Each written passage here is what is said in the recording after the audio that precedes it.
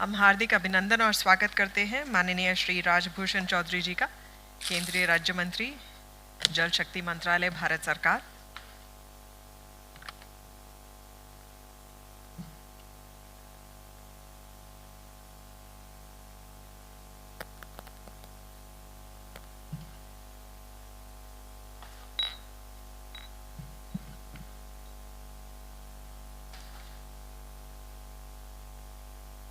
So ladies and gentlemen, we have come almost to the end of the two-day international conference, Water Transversality Global Awards and Conclave 2024, and Deciphering Transversality of Water, Energy, Environment Nexus.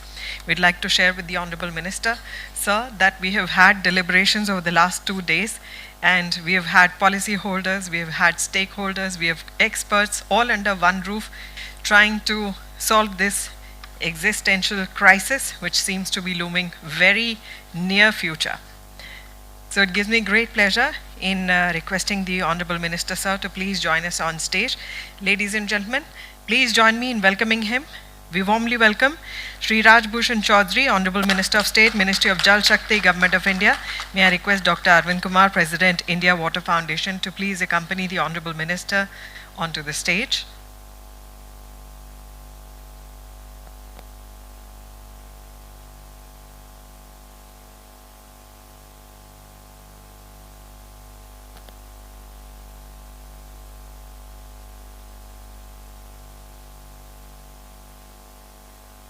A very warm welcome to the Honorable Minister, sir. Very warm welcome to all the dignitaries, distinguished invitees, all of you who have joined us here today.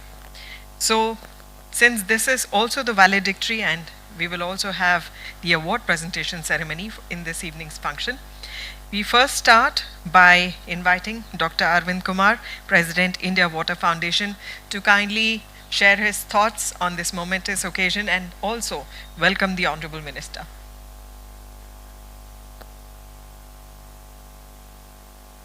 We extend a green welcome to the Honorable Minister, sir.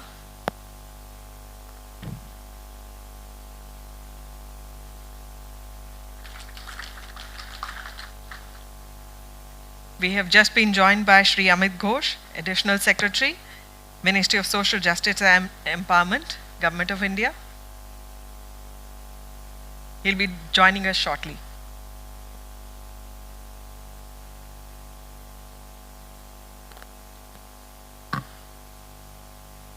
May I now invite Dr. Arvind Kumar, President, India Water Foundation, to kindly articulate his thoughts.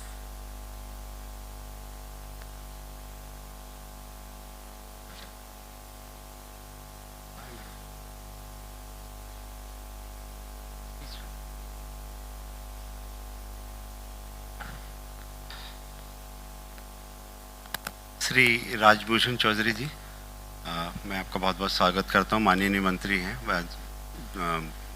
जल शक्ति मंत्रालय में, हम सबके बीच में हैं। 2 दिन जो कार्यक्रम हुआ है उसके बारे में भी मैं अभी आपको बताऊंगा। और ऑलमोस्ट हमने सर करीब 18 सेशन तो इंडिया वाटर फाउंडेशन ने किए इसमें, और करीब 5 सेशन साइडलाइन प्रोग्राम हुए इसमें, और इस करीब 500 पीपल ने इसमें यहाँ पार्टिसिपेशन किया है। और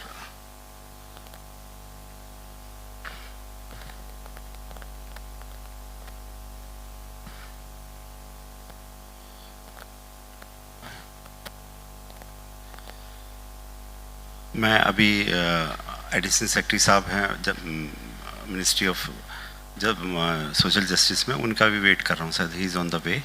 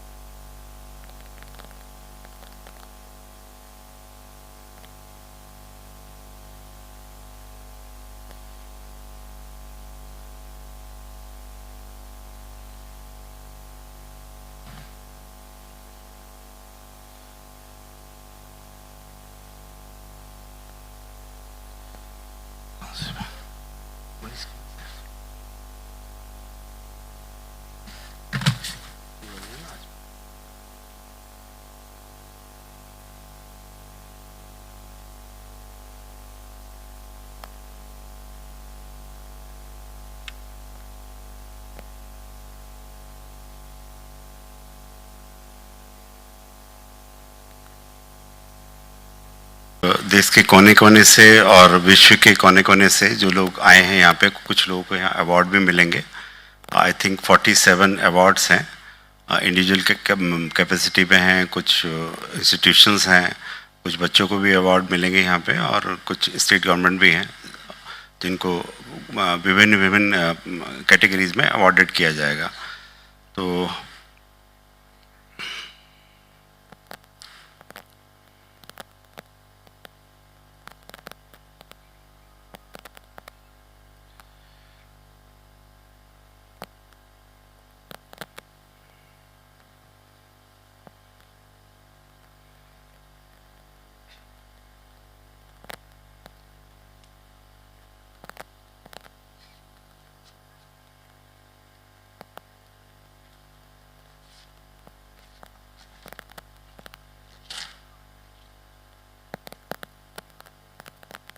Good evening, everyone. I'll just read the valedictory in front of you, the things which we have been doing for the past 2 days.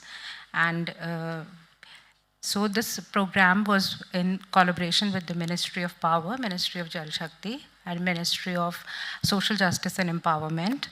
And we had several knowledge partners for this event: GIZ, IUCN, IHE Delft Institute of Water Education, and GASP, that is Global Alliance for a Sustainable Planet, and UNOPS.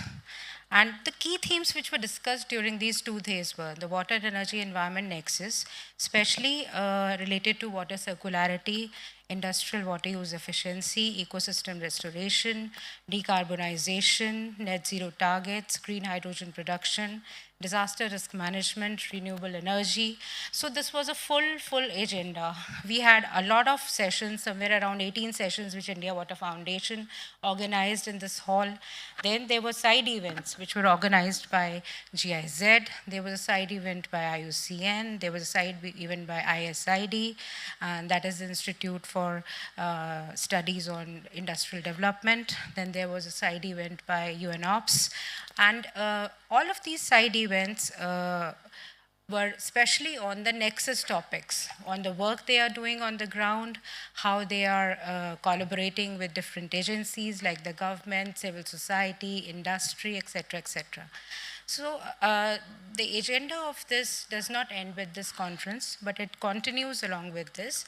And this is bringing together the global and national leaders, policymakers, and experts from around 30 countries, as interdependencies are deepening, especially in vital sectors like energy, water, and the environment. The urgency for innovative, sustainable, and integrated solutions have never been greater together. These experts, these disasters, water scarcity, sustainable energy issues have been examined by these experts throughout the realm, and the challenges at the heart of the nexus. We end this conference with giving away awards, that is to the champions of change in different sectors, people who have made a difference in their community, who have made a difference in their organizations, as students, as youth, as challengers of water champions. So these exemplary contributions to the water energy nexus and also to the related sectors have been, like for example, the Agriculture Department of Bihar has won an award on climate resilient agriculture, which is something all the speakers have spoken about during the 2 days, especially in the last session also, Mr. Singh had also spoken about the same, that it's important we grow the crops which are as per the region's specificity, instead of growing the crops which, like in dry areas, if we grow water guzzling crops. Then there was a book release by Dr. Arvind Kumar, My Friday Musings, which is a compilation of his blogs, which has been posted every Friday through him, through our news channel, that is the Focus Global Reporter, the e-magazine that India Water Foundation brings out. Then we had a very special cover released by the India Post, the Postal Department, to commemorate this event, especially making this event a global theme and taking it together along with the government of India. So the special post, we are really grateful to you for releasing that special cover. And throughout these 2 days, the most important thing that I have noticed is that some of the students who have come here have also presented their parts. They have also recited poems in different side events. They have also, brought forward questions, answers, and they have heard people who were there, and they also kind of engaged with them, interacted with them. So I'm really pleased by them. Although we had very less attendance from the schools because of the exams going on, but I really appreciate the schools who were resiliently there for the 2 days. Now I will just briefly give you an inkling about why this event was so important. So by gathering diverse voices, insights, and expertise, this conference will be a significant step towards formulating integrated strategies and fostering partnerships that contribute in a sustainable and resilient future. The IWF, in collaboration with its partners, has brought together this program, and we hope to conduct it maybe every year as per the partners that have joined us, and they have been appreciating it, and all the speakers who were there have highly appreciated this program. Now, since we have been waiting for the Additional Secretary, Mr. Ghosh, here, I will conclude here along with these remarks. Thank you so much to my please lovely and resilient audience who've stayed put for last 2 days in this event, although the attendance was not that much. Thank you so much.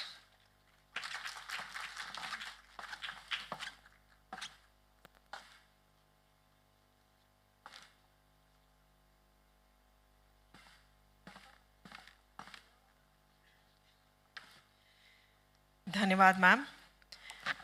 Ladies and gentlemen, as we have already heard that over the last 2 days, we've had deliberations where we've had experts, stakeholders, and of course, some students as well who have come together, have given us fantastic suggestions as to how to conserve water. And when it comes to conserving water, of course, the next generation is very, very important. So with that, I take the pleasure of requesting the Honorable Minister to kindly address the August gathering.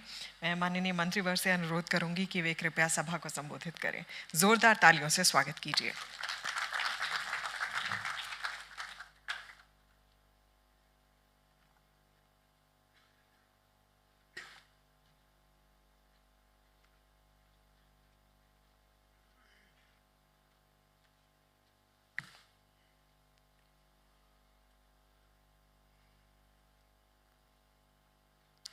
Good evening everybody.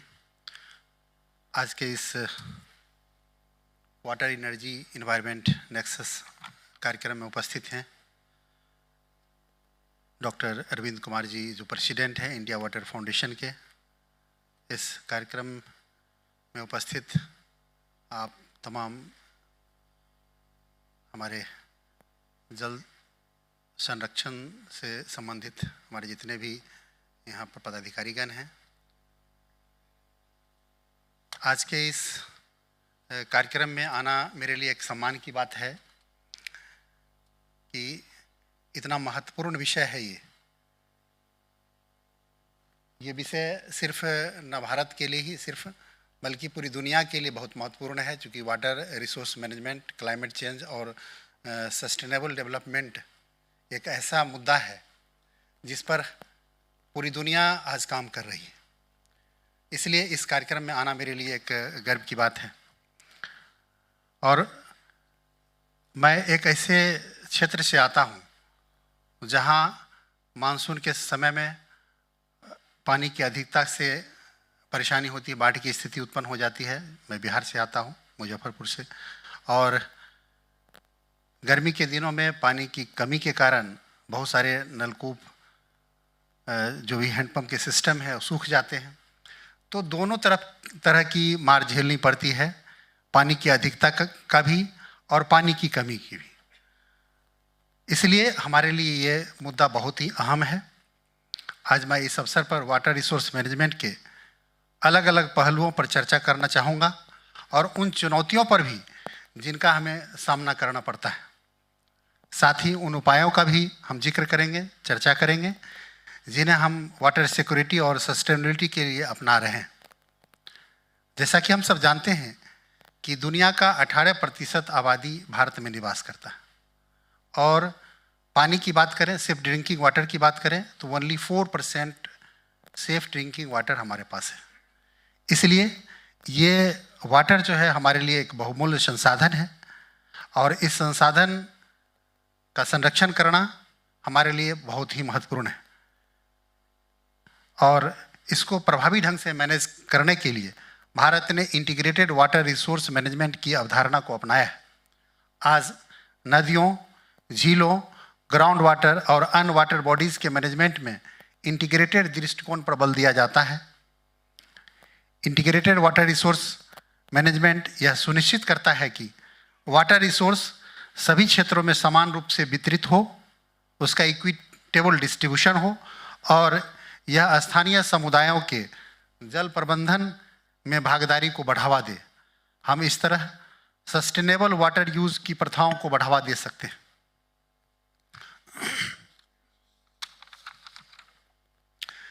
जैसा कि हम सब जानते हैं कि climate change बहुत तेज़ी से हो रहा है, ग्लोबल वार्मिंग हो रहा है और आज क्लाइमेट चेंज के कुप्रभाव से जहाँ तहाँ इरेगुलर रेनफॉल्स हो रहा है, ग्लोबल वार्मिंग की स्थिति उत्पन्न हो रही है, कहीं बाढ़, कहीं सुखाड़ जैसी स्थिति बढ़ रही है और ये सारी जो चीज़ें हैं, प्रभाव है, कुप्रभाव है, इसका फ्रीक्वेंसी बढ़ता जा रहा है और जो हमारे वाटर सिस्टम के लिए एक गंभीर खतरा पैदा कर रहा है। इसके लिए भारत सरकार वाटर सिस्टम को एडेप्टिव बनाने पर ध्यान केंद्रित कर रही है, जो क्लाइमेट चेंज के प्रभाव को सहन करने के लिए सक्षम हो।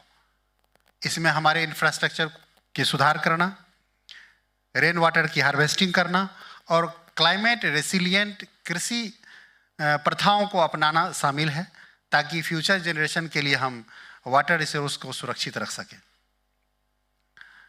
जैसा कि हम सब जानते हैं कि हमारे देश में बहुत सारी नदियां हैं और नदियों में खास करके गंगा का जो स्थान है वह हमारे राष्ट्र के सांस्कृतिक और पर्यावरण धरोहर का प्रतीक तो है ही, साथ ही हमारे जीवन का अभिन्न हिस्सा है।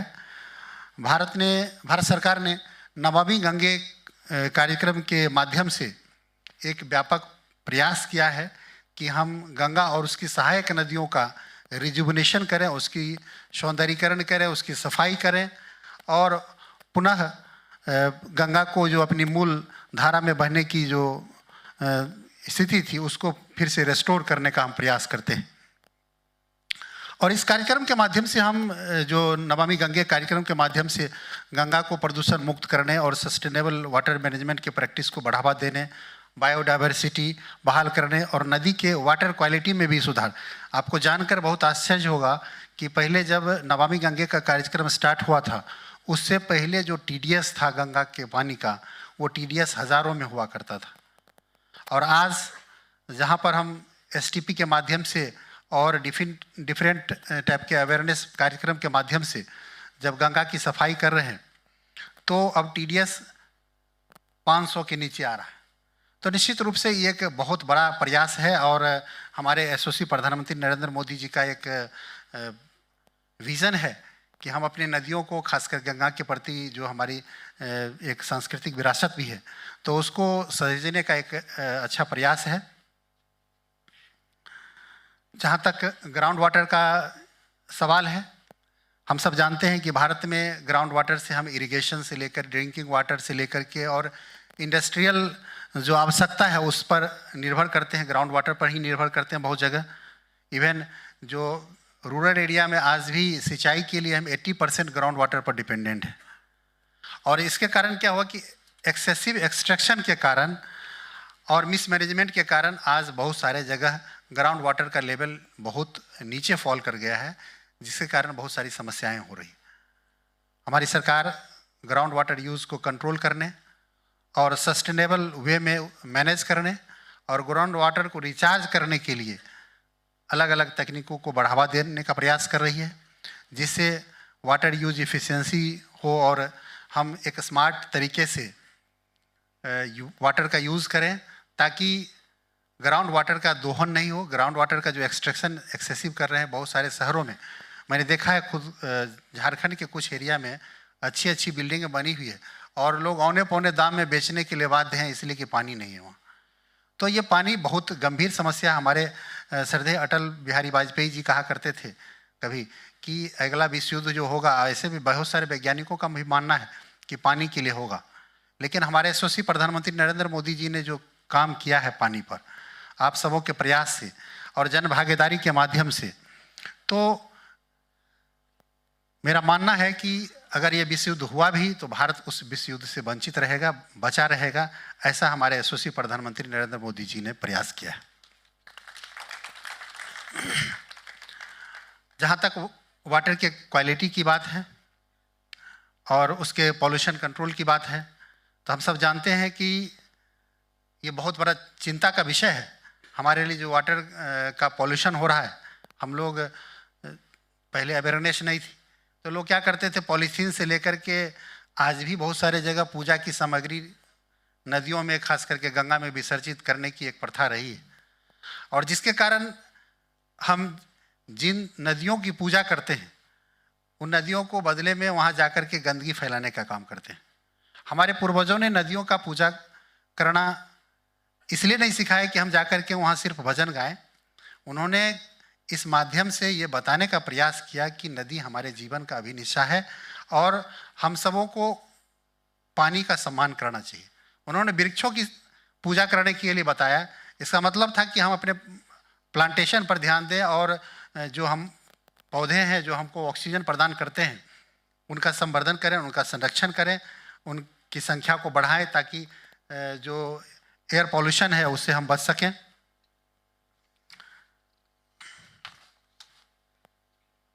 आज हम नमामि गंगे के माध्यम से स्वच्छ गंगा मिशन और स्वच्छ भारत मिशन जैसे बहुत सारे कार्यक्रम हम लोग चला रहे हैं ताकि गंगा के और विभिन्न नदियों के वाटर क्वालिटी में इम्प्रूवमेंट हो, और हो भी रहा है ऐसा। आप सब जानते हैं कि बहुत सारी नदियों का जो सफाई हुआ है उसमें काफ़ी इम्प्रूवमेंट हुआ है। आज थोड़ी बहुत जो समस्या है वो धीरे धीरे अवेयरनेस हम लोग ला करके कर सकते हैं। जहाँ तक रिन्यूएबल एनर्जी और वाटर का आपसी संबंध की बात है, तो वाटर और एनर्जी का एक गहरा संबंध रहा है। रिन्यूएबल एनर्जी विशेष रूप से सोलर और विंड एनर्जी से हम वाटर पंपिंग और सिंचाई के रूप में यूज़ करते हैं, डिसैलिनेशन में भी उसका यूज़ करते हैं, और ये काफ़ी सस्टेनेबल समाधान हमको दे सकता है। इसके बदले वाटर एनर्जी प्रोडक्शन की प्रक्रिया में भी बहुत महत्वपूर्ण भूमिका निभा सकता है। भारत सरकार वाटर मैनेजमेंट में रिन्यूएबल एनर्जी के उपयोग को बढ़ावा देने के लिए इनोवेटिव सॉल्यूशन पर भी काम कर रही है। बहुत सारे ऐसे काम चल रहे हैं।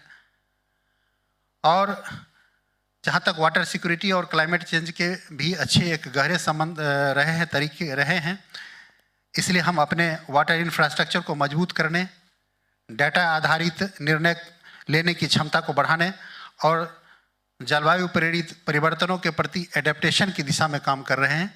हमारे national action plan on climate change योजना में जल सुरक्षा को एक महत्वपूर्ण घटक के रूप में शामिल किया गया है ताकि जल प्रबंधन प्रणाली भविष्य की हर तरह की चुनौतियों को निपटने में सक्षम हो। भारत में वाटर मैनेजमेंट की जो ट्रेडिशनल टेक्निक्स रही है, जैसे पहले गांव में बावड़ियाँ बनाते थे लोग, और वाटर हार्वेस्टिंग, रेन वाटर का भी हार्वेस्टिंग पहले क्या करते थे लोग, तो अभी भी हमारे ग्रामीण लोगों को थोड़ा सा और उसको अच्छे टेक्निक से बताने की ज़रूरत है। और आज हम इन पारंपरिक प्रथाओं को आधुनिक टेक्नोलॉजी, जैसे कि हम उसको जियोग्राफिकल इंफॉर्मेशन सिस्टम और रिमोट सेंसिंग के साथ मिला रहे हैं ताकि जल प्रबंधन के लिए एक इनोवेटिव समाधान विकसित किया जा सके। जल सभी प्रकार के विकास के लिए बुनियादी आवश्यकता है, ऐसा हम सब जानते हैं। चाहे वो कृषि की बात हो, इंडस्ट्री की बात हो, एनर्जी प्रोडक्शन की बात हो, यानी कहने का मतलब है कि जल हमारे जीवन के लिए बहुत ही आवश्यक चीज़ है। जल ही जीवन है। भारत सरकार ये बहुत बखूबी जानती है इस बात को, और इसीलिए जल पर बहुत ज़्यादा काम हो रहा है अभी। ताकि हम सस्टेनेबल डेवलपमेंट का जो गोल है, SDG जो है हमारा, उसको प्राप्ति के लिए हम महत्वपूर्ण योगदान दे सकें।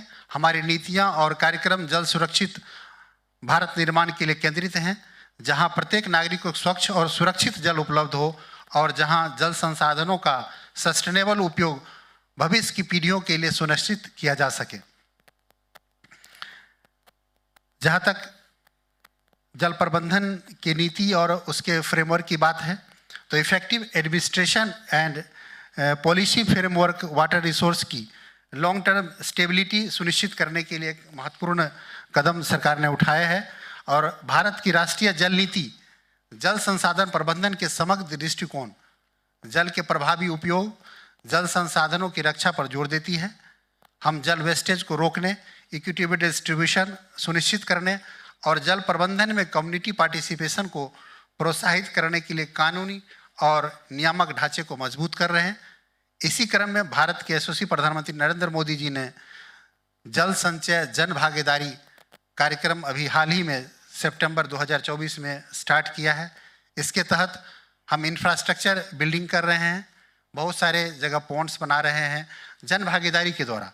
और आज आपको जानकर के बहुत खुशी होगी कि अब ये जन भागीदारी जन आंदोलन का रूप लेते जा रहा है। बहुत सारे जगहों में जहाँ पानी की कमी थी, आज लोग इन्वेस्टर्स आ रहे हैं, जो बड़े बड़े बिजनेसमैन हैं, सोशल वर्कर हैं, वो सारे लोग पार्टिसिपेट करके अपने पैसे, सरकार के पैसे से नहीं बल्कि अपने पैसे से ऐसे इंफ्रास्ट्रक्चर बना रहे हैं ताकि उस एरिया का जो वाटर प्रॉब्लम है उसको दूर किया जा सके।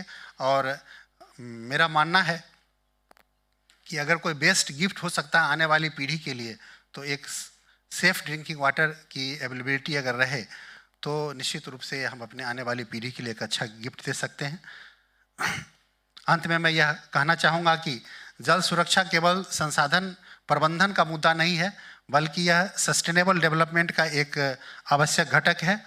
सरकार, लोकल कम्युनिटीज़, प्राइवेट सेक्टर और इंटरनेशनल ऑर्गेनाइजेशन के साथ मिलकर इन चुनौतियों का समाधान करने के लिए प्रतिबद्ध है। हमें मिलकर यह सुनिश्चित करना होगा कि जल हमारे जीवन, समृद्धि और परिवर्तन का स्रोत बना रहे और हम आने वाली पीढ़ियों के लिए इसे सुरक्षित कर सकें। इतना ही कहते हुए आप सबको बहुत बहुत नमस्कार। और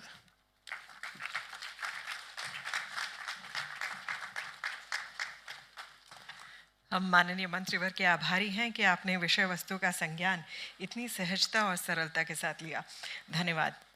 और अब मैं आमंत्रित करती हूँ doctor Arvind Kumar, president India water foundation, कि वे कृपया इन अवार्ड्स के बारे में हमें थोड़ी सी जानकारी हमारे साथ साझा करें और and also I request him to give his concluding remarks also.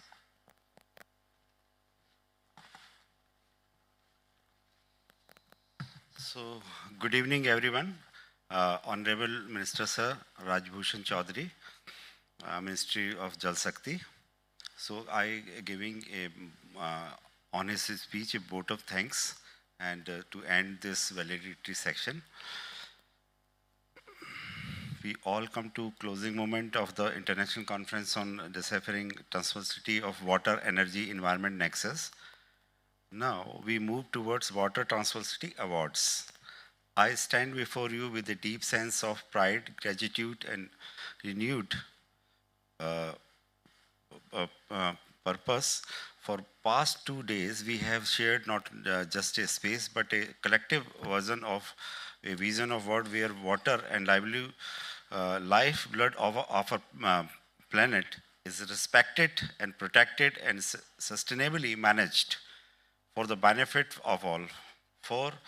First and foremost, let me express my heartfelt congratulations to all the award recipients who will receive. Your contribution to the water management, sustainability and innovation are not just extraordinary, they are transformative.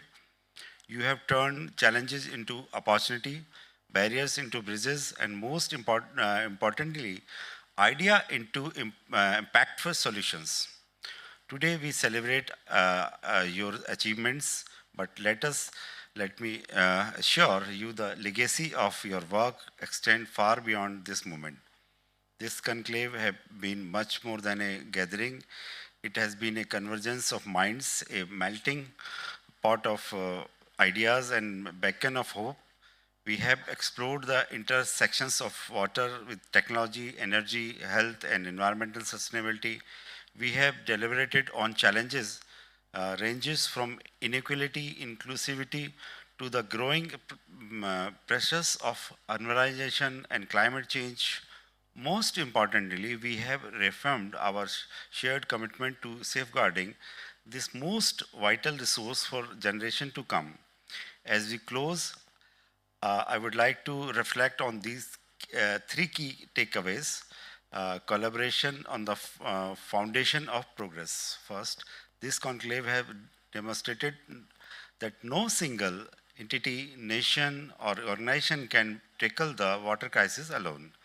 Our collective efforts, bringing together governments, international organizations, researchers, and civil society, are not just valuable, they are indispensable. Together, we can create a blueprint for how multi-stakeholder partnerships can drive impactful action. The second, the innovation as a catalyst for change. The innovation solutions showcased here have been nothing short of inspiring, from leveraging advanced technologies to designing community-led initiatives. We have seen how ingenuity can address the most complex challenges. Let us continue to nurture and scale three ideas, ensured that they reach those who need the most. The third important thing, action is a measure of commitment. Ideas cannot be, action are like rivers without flow.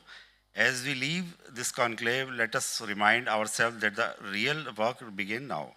The plan we have discussed and commitments we made and the partnerships we have forged must translate into measurable outcomes. Our planet demands no less, and the future generation depend on it. I want to express my deepest gratitude to the organizations, teams, collaboration partners, GAIL, India, Indian Oil, Oil India, HPCL, BPCL, Dance Energy, Ondita, Medicare, Webcos, DFFCL.